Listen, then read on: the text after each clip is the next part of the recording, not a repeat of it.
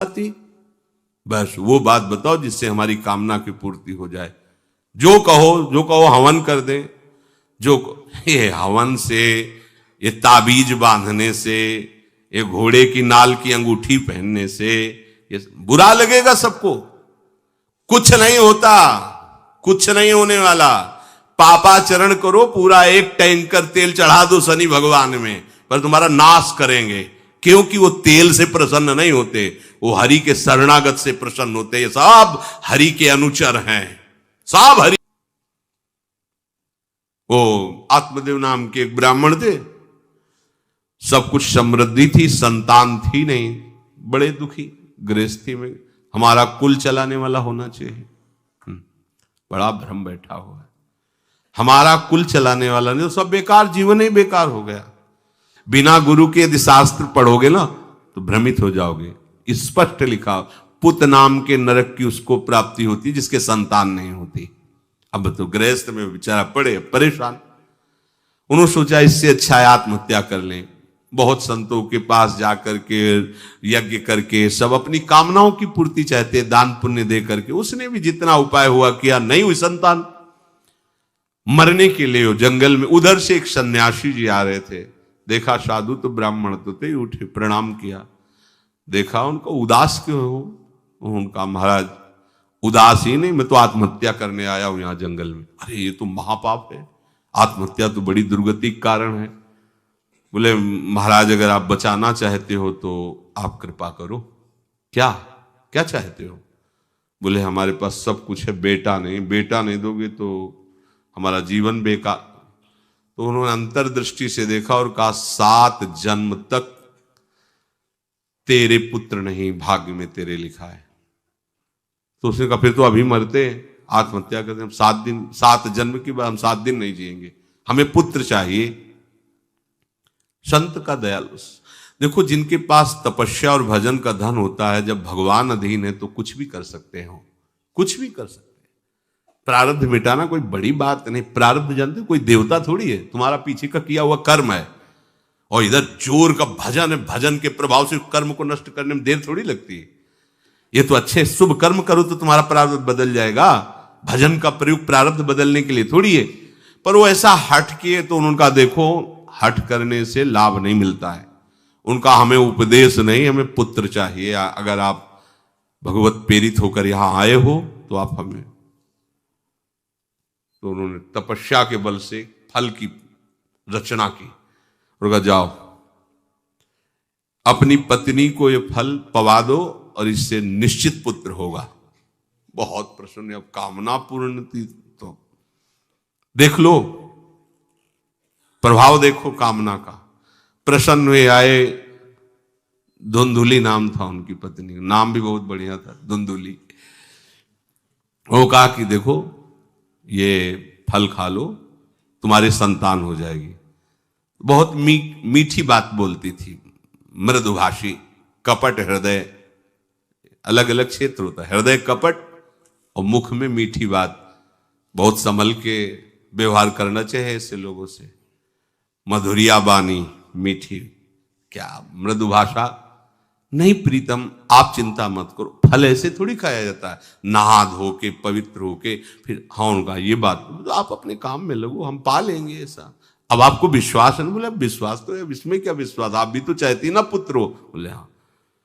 वो जो ही गए सो अपनी बहन को बुलाया और कहा सुनो, अभी तो हम 4-5 रोटी कढ़ी चावल सब पा लेते हैं, पूड़ी खीर पुआ। जब गर्भ रहेगा तो पेट तो उसी से भरा रहेगा, तो हमारा भोजन रुक जाएगा। बोले हाँ ये तो बात है। जब पेट बढ़ेगा, अगर घर में आग लग गई तो फिर हम भाग नहीं पाएंगे, तो हम जल जाएंगे। ये निगेटिव सोच वाले लेते। और पंडित जी तो इसी बात में लगे हैं कि गर्भ रह जाए तो क्या करें, तुम्हारा हम खाएंगे तो है नहीं पक्की बात, पर करें तो क्या करें। पंडित जी को कैसे समझो? उनका देखो एक बात है, हमारे गर्भ है, हमारे कई लड़के हो चुके हो, गरीबी है ही है हमारे यहाँ। तुम कुछ पैसा दे देना और ये नाटक करना कि मैं गर्भवती हूं, बच्चा समय होने पर हम पहुंचा देंगे, हम घोषित कर देंगे हमारा बच्चा मर गया। तो पंडित जी को तुम नाटक में बताते रहना कि गर्भ है, बच्चा हो जाए, पंडित जी कह देना बच्चा हो गया है, तो बोले दूध पिलाने की समस्या आएगी, तो बोले ये तुम कह देना कि पहला पहला बच्चा है, हमारे वक्षा स्थल में दूध नहीं, हमारी बहन का था तो मर गया बच्चा, तो उनको बुला लेती तो बात बन जाएगी, बढ़िया बात हो गई। परीक्षा के लिए फल गाय को खवा दो, गाय को खवाया, ठीक समय पर गोकर्ण जी प्रकट हुए, दिव्य तेजोमय बालक, कान केवल वो गाय के, बड़े ही विद्वान और भगवत भक्त संत के द्वारा। कहा था 7 जन्म तुम्हारे भाग्य में, बच्चा नहीं तो नहीं है, देखा गाय के हो गोकर्ण जी प्रकट हुए। उधर उनके जो बच्चा पैदा हुआ वैसे ही नाटक के द्वारा पहुंचा दिया गया, वैसे ही पूरा जैसा पहले पक्का हुआ। अब उसने कहा कि हमारे तो स्तनों में दूध नहीं, हम अपनी बहन को बुला लें, उनका बच्चा मर गया। हाँ हाँ, हमारा बच्चा स्वस्थ होना, आप बुला लो, उसको हम धन भी देंगे, वो हमारे बच्चे की सेवा कर। अपने नाम से जोड़ करके उसका नाम रखा धुंधकारी, धुंधुली और धुंधकारी, अज्ञान का साक्षात स्वरूप।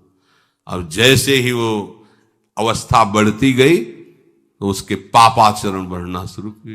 बच्चों के साथ खेलता, खेलते हुए बच्चों को उठा लेता और कुएं में डाल देता, मतलब घोर अत्याचार। गोकर्ण जी हर समय भजन साधन शास्त्र स्वाध्याय। जब और बड़ा हुआ तो माता जी को अपने डंडों से रोज पूजन करता, पिताजी को गाली लात थप्पड़।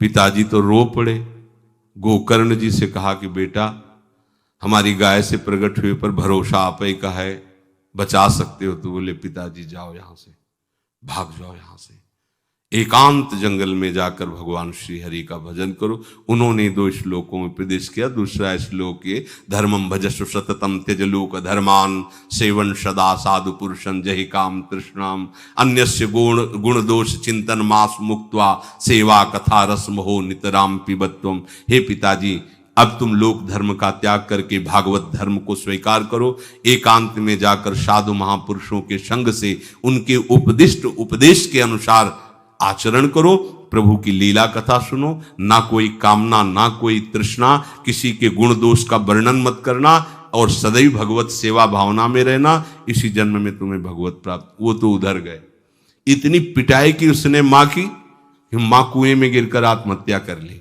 फिर तो मनमानी आचरण, कुछ वैश्याओं को रखा और चोरी करके लाया। वैश्याओं ने सोचा किसी दिन पकड़ा जाएगा ये और हम, तो उसके हाथ पैर बांध दिए, चारपाई में ला के मुख में अंगार डाल, वो मरा भयानक प्रेत। कामना ने क्या किया, सर्वनाश। किसी को हरि विमुख होकर कभी सुख मिल सकता है?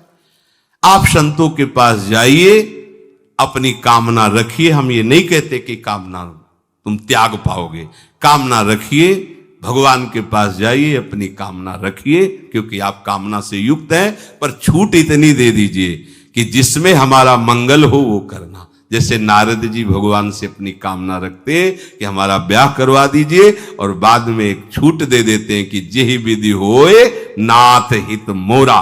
तो हरि को अच्छा लगेगा, गुरुजनों को अच्छा लगेगा कि इस कामना से इसका कोई जीवन बाधित नहीं होगा, वो पूर्ण भी कर देंगे। और अगर लगा कि इसका पतन हो जाएगा तो आप रोते रहो तो भी कामना की पूर्ति नहीं करेंगे। तेरो है ये शुक्र शनिचर राहु केत सब क्षण में हुई है, तेरे चेरो जानकी नाथ सहाय करे। कौन बिगाड़ सकता है? महाप्रभु हरिवंश चंद्र जी कह रहे, जो पे कृष्ण चरण मन अर्पित तो करी है का नवग्रह रंक। ये बेचारे नवग्रह भिखारी क्या तुम्हारा कर सकते हैं? यदि तुम बादशाह श्री कृष्ण के दास हो तो ये चाहे जिस नक्षत्र में बैठे हो तुम्हारे अनुकूल चलेंगे, तुम्हारे अनुकूल चलेंगे। तेल चढ़ाने की जरूरत नहीं, अपने को चढ़ा दो श्री हरि के चरणों में। और हरि से विमुख हो तो तेल नहीं, तुम चाहे तेल की फैक्ट्री इन्हीं के ऊपर लगा दो, लेकिन ये सेवक हरि के हैं और हरि के तुम विमुख हो तो ये प्रसन्न हो ही नहीं सकते, तुम्हारा पतन ही होगा। पर ये संसार समझता नहीं, भगवान नाम से मतलब नहीं, भगवत आराधना से मतलब नहीं। अरे भाई ये लोकपाल हैं, जानते हो भक्त को भी काम क्रोध क्यों सताता है? ताकत नहीं इनकी प्रवेश कर जाए, अहंकार है इसलिए। और भगवान को अहंकार अच्छा नहीं लगता, इसीलिए भगवान के सब दूत हैं, चढ़ बैठते हैं, देख तू कितना बड़ा साधक, कितना बड़ा भजनानंदी, दिखा हमें। अब फेल तो मैं भगवान की शरण, तो हो ना भगवान की शरण, और भगवान की शरण में हो जाए तो यही महासुख प्रदान करने लगते हैं, और कोई नहीं, इन्हीं के लड़का बच्चा है। द्वारिकाधीश के पुत्र रूप में कौन प्रकट हो रहा है? भगवान कामदेव, जो प्रद्युम्न अवतार है, साक्षात कामदेव हैं, कामदेव साक्षात आ रहे हैं। हम प्रभु से विमुख हो, कोई हमारा सहयोग कर सकेगा? कोई नहीं कर सकता, और अगर करने गया तो वो भी उल्टा टंग जाएगा। ये भी बात समझ लो। भगवान देख लो, हम आपको उदाहरण बता रहे हैं कि तो कैसे काशी नरेश, पौंड्रक, ये सब मिलकर भगवान के विरोध में हुए। भगवान ने सुदर्शन चक्र को छोड़ा, काशी नरेश पौंड्रक सबका उद्धार किया। और काशी नरेश का पुत्र था सुदक्षिण, उसने विचार किया कि ये तो बहुत बड़े अपमान की बात है। भगवान शंकर की नगरी में रहता, काशी में महामृत्युंजय है, काल के भी महाकाल हैं। पंडितों से कहा ऐसा उपाय नहीं कि हम द्वारिका को भस्म कर दें? बोले है, भगवान शिव के ऐसे ऐसे मंत्र हैं कि वो तो विनाशकारी भी तो है ना, वो बहुत सुंदर भी है। कर्पूर गौरम करुणावतारम संसार सारम, करुणा के स्वरूप है। आशुतोष नाम है। एक चुल्लू जल ऐसा कोई देवता नहीं मिलेगा जो संसार में कोई देवता नहीं खाता, वो इन पे चढ़ाए जाते हैं। अकौड़े का फूल, धतूर का फल ये कोई पता है? नहीं पता। इतने से वो प्रसन्न, इसीलिए वो आशुतोष रीझ जाए तो पूरा नगर का नगर सोने का ऐसे दे दिया, लंका उन्हीं दे दिया। और अगर दृष्टि बदल जाए तो हनुमान जी बनकर पूछ में आग लगा को श्रीलंका को नाश कर। बड़े विचित्र है। हाँ है भगवान शंकर विनाशकारी, द्वारिका को भस्म कर सकते हैं। आराधना की सुदक्षिण ने, बड़े बड़े विद्वान बुलाए, काशी तो विद्वानों की नगरी, और ब्राह्मणों की विद्वता तभी सार्थक है जब प्रभु में उसका समापन हो। विद्या कौन? जो भगवान से मिला दे। अविद्या कौन? जो अहंकार माया में लगा दे। तो उन विद्वानों की यह समझ में नहीं आया कि किसके विरोध में मुझे अनुष्ठान में बैठालना है। बैठ गए, अनुष्ठान शुरू किया, तो मंत्रों में ताकत तो है ही। भयंकर कृत्या प्रकट हुई, विश्व का विनाश करने की सामर्थ्य रखने वाली। मंत्रों के द्वारा उसे प्रेरित किया, जाओ द्वारिकापुरी को ही भस्म कर दो। और यह पता नहीं था कि द्वारिकापुरी ब्रह्मा की बनाई हुई नहीं है। सारी की सारी शक्तियां ब्रह्मा की बनाई हुई चीज पर बिगाड़ सकती हैं, लेकिन चिदानंद धाम में इनका तो प्रवेश ही नहीं। अब दूर से द्वारिका में दिखाई दिया, भयंकर ज्वाला में कृत्य आ रही। लोग भागकर भगवान के पास गए, प्रभु कोई भयानक मंत्र से आविष्ट होकर कृत्य आ रही जो नष्ट करना चाहती द्वारिका। तुम्हें घबराने की जरूरत नहीं, ना बताने की जरूरत है। द्वारिका हर समय सुदर्शन से सुरक्षित है, और सुदर्शन कोई जड़ चक्र नहीं है, वो चैतन्य भगवत पार्षद है। जब जहां जैसा अवसर आता है वैसा वो रूप रख लेते हैं। एक को मारना है तो 100 अरे वाले, हजारों को मारना है तो 1000 अरे वाले, और अगर पूरा सिस्टम विनाश करना है तो अनंत अरे वाले सुदर्शन चक्र हो जाते हैं। और जब सेवा ये नहीं होती तो हाथ जोड़े भगवान के पास खड़े रहते हैं। ये कोई जड़ वस्तु नहीं कि तलवार है भगवान की तो तलवारें बनी खड़ी रहेगी, नहीं, पार्षद स्वरूप है। आवश्यकता हुई वही कौमुदी की गदा सुदर्शन, ये सब दिव्य है। पांचजन्य शंख सुदर्शन चक्र सेवा में थे। भगवान ने आदेश किया, देखो क्या है, सुदर्शन चक्र ने दौड़ाया कृत्या को, वहीं चल जहां से आई तू, वहीं ले गए जहां पंडित लोग सब सावधान, मंत्र से अपने को सुरक्षित किए। ये बड़े खतरनाक अनुष्ठान होते हैं, जो मारण अनुष्ठान होते हैं, बहुत खतरनाक होते हैं। मतलब अगर सही माने में वो भगवत आराधक नहीं है तो फिर नष्ट भी कर देंगे, ऐसा नहीं। तो एक प्रसंग आता है कि एक शालिग्राम भगवान को नचा करके पैसे लेते थे। बहुत से लोग इकट्ठा हो गए, तो चमत्कार को देखने वाले संसारिक जन होते हैं, तो ऐसे शालिग्राम रखते, ऐसे करते, शालिग्राम ऐसे ऊपर उठते, ऐसे ऐसे ऐसे ऐसे नचाते, और लोग अरे देखो भगवान इनके इशारे से नाच रहे हैं। ऐसा एक भक्त तो उसी नगर में एकांत में भजन करते थे, बड़े कई शिष्य उनके थे, भिक्षा मांगने हो गए, उन्होंने देखा आके गुरुजी से, उनका ऐसा भक्त कभी कर ही नहीं सकता। भगवान का भक्त अपने भगवान को प्रदर्शन नहीं बनाता, ये तो कोई तांत्रिक है, भक्त नहीं है। भक्ति की अलग संज्ञा होती है। ये कोई तंत्र सिद्ध आदमी है जो भक्ति का नाटक करके लोगों को ठग रहा है। बोले महाराज फिर आपको चलना चाहिए क्योंकि हजारों लोग उससे प्रभावित हो रहे। बोले हम गए तो उसका सब बंद हो जाएगा ये दुकान मकान। बोले चलो ना महाराज, बड़ा ऐश्वर्य जमा हो रहा था, लोग भेंट जा। वो गए, बस अंदर से नाम जप करते हुए जो खड़े हुए तो कुछ नहीं, कोई भी उसका मंत्र, वो आसपास दृष्टि डाला, कौन आया नया, उसी में देखे फटे पुराने कपड़े पहने, तेज से चमकते हुए भक्त। तो उनका तुम चले जाओ यहां से। तो उनका नहीं, हम चले जाने के लिए नहीं आए, हम आपको बताने आए, ये नाटक मत करो, अगर सही आराधना करो इनकी तो ये लोग क्या देंगे, ये तो परम पद दे देंगे, शालिग्राम भगवान है, आप भगवान का ऐसा प्रदर्शन करते हो।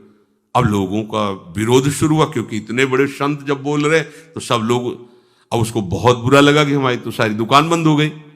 अब एकांत में जाकर उसने मूठ का प्रयोग किया। ये मारण होता है मंत्रों से, एक खप्पर में आग जैसी जलती है, उसमें अभिषिक्त करके भेजा जाता है, और जिसके पास भेज दिया गया वो उल्टी में खून, शौच में खून, 2-4 जितना समय रखा गया उसके अनुसार मर जाएगा वो।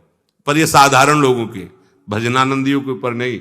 भजन वाले मत डरे, साप ताप रोग शोक, किसी का श्राप भी आपको छू नहीं सकता। कोई ताप, कोई दोष, कोई रोग, कोई मारण, कोई मूठ, किसी की सामर्थ्य नहीं। राधा राधा राधा, जिनके चरणों में सुदर्शन चक्र बसता है वो है किशोरी जी, जो लाल जो हाथ में रखते हैं ना, श्री जी के चरण चिन्हों में सुदर्शन चक्र है। वो मूठ गई महात्मा की कुटिया के सामने, और बस जैसे मक्खियां भिनभिनाती ऐसी आवाज आई, बस वैसे नाच रही थी बाहर।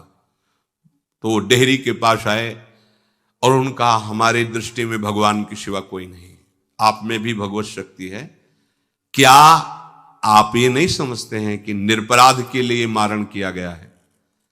हमारे में सामर्थ्य है, हम आपको अभी नष्ट कर सकते हैं। अरे भगवान के नाम में आप जाओ और उनको दंड दो। कोई मंत्र नहीं पड़े थे, मूठ वापस हुई और मुंह से खून, सौंच से, उन्हीं के त्राहिमाम मच गया। फिर उनको लगा कि मुझे जाना चाहिए उसकी रक्षा के लिए, गए, भगवान नाम स्पर्श करते हुए ऐसे माथे पे हाथ, सब शांत हो गया। बोले अब अवसर हम दे रहे हैं, अब नाम जप कर लो, नाटक बंद करो। उस चरणों में गिरा, उसी दिन शिष्य बन गया। तो सुदर्शन चक्र ने कृत्या को नष्ट नहीं किया, वहां द्वारिका में दौड़ाया।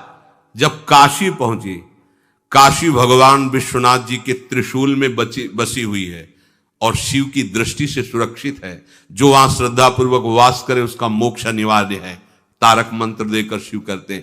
पर उस कृत्या को सुदर्शन ने नष्ट किया, और जितने ब्राह्मण थे सबका राधे राधे, और पूरी काशी में आग लगा दी। तो विश्वनाथ जी मुस्कुराए, नाराज थोड़ी, क्योंकि विश्वनाथ जी ने कह दिया था यदि ब्राह्मण विरोधी कोई है तो हमारा ये मारण काम कर जाएगा। और उनको ये समझ में नहीं आया कि नमो ब्रह्मण्य देवाय भगवान का नाम है, वो जानते थे। तो कोई भी भगवत विरोध भाव लेकर के किसी भी देवता की आराधना करके कुछ नहीं होने वाला, किसी भी देवता। एक तांत्रिक बहुत वो संतों को परेशान करता था, धर्म सम्राट स्वामी श्री करपात्री जी महाराज, ये बहुत पुरानी बात नहीं है। उन्होंने, संतों ने आगे बताया कि बहुत अपमान कर देता है। उन्होंने कहा ठीक है, गए, हाँ भाई शुरू हो जाओ तुम, जितना तुम्हारे पास तंत्र है हम एक भी मंत्र नहीं बोलेंगे। दंड लिए हुए हम एक भी मंत्र नहीं बोले, हम केवल खड़े हैं, तुम प्रयोग करो। वो जो उसके तंत्र के प्रयोग, नारायण नारायण नारायण नारायण, कुछ नहीं। बोले अब हम प्रयोग करें, तो उठा, साष्टांग दंडोत हुआ। बोले आप धर्म सम्राट करपात्री जी हैं क्या? क्योंकि इतनी सामर्थ्य केवल उन्हीं में है जो मुझे रोक सके दूसरे। बोले बंद कर दो, दोबारा शिकायत नहीं आनी चाहिए हमारे पास। तंत्रों में बड़ी सामर्थ्य होती है, लेकिन भगवान में अनंत सामर्थ्य होती है, अनंत सामर्थ्य होती है। इसलिए हमें कभी भी प्रभु से विमुख होकर कोई भी देवता बचा लेगा, ऐसा सोचना भी नहीं कि हम किसी की आराधना करके ऐसा नहीं, वही आपको नष्ट कर देगा। भरत जी को, जड़ भरत जी को पकड़ ले गए जो चोर लोग थे, दस्यु लोग। उन्होंने देवी जी को कहा, बड़ा भ्रम है यार, वो जगत माता है, अम्मा है सारे जगत की, और बकरे की बलि दे लेते। उनका बच्चा बकरा नहीं हुआ क्या? जब जगन माता है, जगदम्बा है, जगद अम्बा है वो, तो क्या ये छोटे छोटे जीवों को जो बलि देते हैं, क्या उनको ये पता नहीं कि ये उनकी अम्मा है? उनके सामने काट रहे हो, मां तो मुझसे प्रसन्न होगी। काट लो, अभी अवसर आएगा तब तुम्हें पता चलेगा। अब वो जो पकड़ के लाया गया था मनुष्य बलि के लिए, तो वो दस्युराज, एक बाजार सी लगी थी, उत्सव मनाया गया, उसे कहा गया था जो मनावे सो खाओ। तो जहां जाता अच्छे अच्छे पदार्थ खाता। तो दुकान वाले ने खा ले, थोड़ी देर बाद गड़ासा चले करते। बोले क्यों? तो बोले तुम्हें पता नहीं क्या? बोले नहीं। बोले बलि के लिए लाए गए हो। अब तो जलेबी मुंह की मुंह में रह गई कि इसके बाद गड़ासा चले। आसपास देखा तो रक्षक इधर उधर थे, भाग लिया। अब रक्षकों ने देखा कि वो तो है ही नहीं। अब उनको बड़ा भय लगा। अब वहां कोई फोटो थोड़ी खींची गई थी कि बलि किसकी चढ़ानी है। अब वो भागे। महाराज बैठे थे पद्मासन में, जड़ भरत जी ब्रह्माकार वृत्ति, इन्हीं को पकड़ ले गए। बढ़िया तगड़ा तंदुरुस्त है। और दस्युराज ने कहा बलि का जो वो लाया गया, हाँ महाराज, अष्ट देख के प्रसन्न हो गया। तेजो में हष्ट पुष्ट ब्रह्माकार वृत्ति इनकी। बोले स्नान करवाओ। सालों से स्नान नहीं हुआ तो को उपटन लगा के स्नान कराया। खीर पुआ रबड़ी रसगुल्ला सामने भोग लगाओ, दबा के खूब खीर पूड़ी रबड़ी पाई। अब वो तो भगवान के प्रेमी भक्त है, ब्रह्माकार स्वरूप है, अपने स्वरूप में स्थित है। इसके बाद तिलक लगाया। बोले गर्दन झुका। भरत जी अंदर से कह रहे खीर खाया ना, अब गर्दन भी झुका, गर्दन भी कटेगी। भक्त की गर्दन यदि श्रद्धा से झुके तो ठीक, अगर जबरदस्ती से झुका दिया तो तुम झुकाने लायक नहीं रह जाओगे, भी ध्यान रखना। क्योंकि ये गर्दन अब गर्दन नहीं, ये किसी और की शान बन चुकी है। भक्त की गर्दन किसी की शान है, और वो उनकी शान है जो सबकी जान है। देवी जी की मूर्ति में आग लग गई, दाह शक्ति पैदा हो गई। जे ही जड़ भरत जी का शरीर ऐसे किया, फाड़ करके मूर्ति भद्रकाली प्रकट हो गई। और जो गड़ासा काटने उसी को उठाया, काट काट के उन्हें दस्युराज से लेकर समस्त सांप को काट करके खून की होली खेल दी। भरत जी ने देखा जब कोई काटने वाला नहीं है तो बोले ठीक है, अब चलो पचाने के लिए टहलते हैं, थोड़ा खीर पुआ खाया, चल दिए, कोई रोक। देवी जी से एक बार भी लिखा कि मां बड़ी कृपा है। जो भगवान का भक्त है वो दूसरे की कृपा भी नहीं मना सकता। नहीं, एक बार भी मुड़कर ऐसा प्रसंग नहीं आया कि देवी जी के देखो बड़ी रक्षा कर, कुछ नहीं। प्राण जाने पर कोई भय नहीं, रक्षा होने पर किसी की स्तुति नहीं, अपने मंगल विधान। हरि आश्रय, सत्संग हरि आश्रय देता है, बहुत बड़ा बल हरि है, मान लो। एक दिन आपसे कह रहे थे कि जब आपने देखा नहीं उनको, उनसे बात नहीं हुई, और आप उनके जनों से बात सुनकर उनकी तरफ चल पड़े, इस बात से हरि आपके ऋणी हो जाते हैं। भगवान इसी बात से ऋणी हो जाते हैं। बस ये बात आप हृदय में बैठा लीजिए। जैसे लोग प्रश्न करते हैं ना कि हमने भगवान को देखा नहीं, भगवान क्यों, हम कैसे, किसी की बात तो मान लो ना। आप मान लो, वो तो आपके अंदर भी बैठे हुए हैं, वो आपको इतना प्यार देने लगेंगे। जहां कोई सहायक नहीं होगा वहां हरि आपको दिखाई देंगे, देख लेना। बिगड़ी ऐसे क्षण में बन जाती है, ऐसा लगता है गला कटा तो वो तलवार गले तक आएगी, हार बनकर सुगंधित फूल बन जाएगी, पर गले तक आने आने तक तुम्हारी निष्ठा देखी जाएगी। नहीं नहीं, बस मेरे हरि का यही विधान, वो आते आते हार बन जाएगी। वो तलवार तुम्हारा गला नहीं काट पाएगी, क्योंकि गले में हरि नाम चल रहा है। मान लो हमारी महालक्ष्मी चरण चापती रहती, क्या चाहिए तुम्हें, क्या चाहिए। आप सच्ची मानिए, क्या मतलब कितनी मलिनता छा गई है। हम इसको मार देंगे तो 2 लाख रुपए मिल जाएंगे, ये कर देंगे तो, अरे भैया अगर तू हरि नाम जपेगा तो इसकी कीमत नहीं है, कीमत नहीं, अमूल्य वस्तु है। इसके ब्याज में तू कुबेर बन सकता है।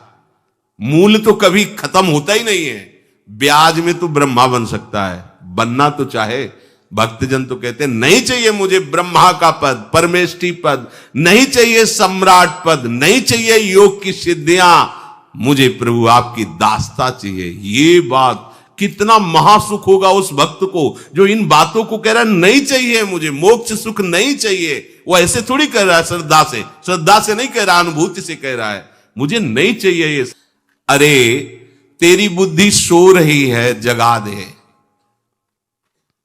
पुत्र में, रुपया में, स्त्री में, मकान में, इसमें सबकी ममता होती है, सबकी, जितने सृष्टि में पैदा हुए। केवल सत्संगी की नहीं होती।